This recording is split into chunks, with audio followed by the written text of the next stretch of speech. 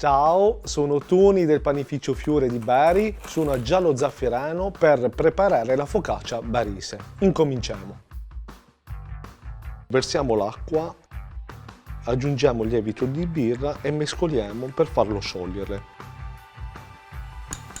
Versiamo la farina in una ciotola per fare l'impasto. Versiamo il lievito sciolto e aggiungiamo un po' di sale. Aggiungo l'acqua un poco per volta. Inizio a mescolare.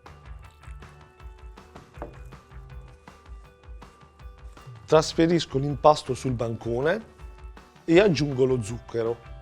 Lo lavoro fino ad ottenere un impasto né morbido e né duro, una via di mezzo.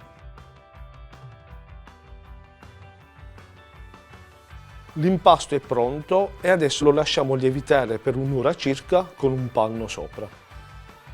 Adesso iniziamo a preparare il condimento. Spezzetto i pomodori con le mani. Vediamo se il pomodoro è un po' sugoso. Se non è sugoso gli aggiungiamo un po' di acqua.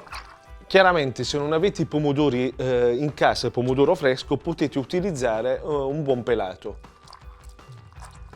Questa è pronta. Aggiungo l'olio nella teglia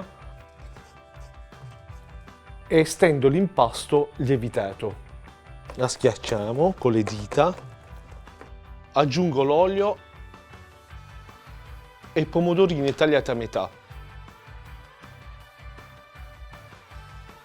I pomodori con il loro sugo, le olive,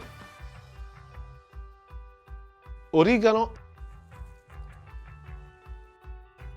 e sale. Adesso la lasciamo lievitare. La focaccia lievitata la metto in forno per 20 minuti a 250 gradi.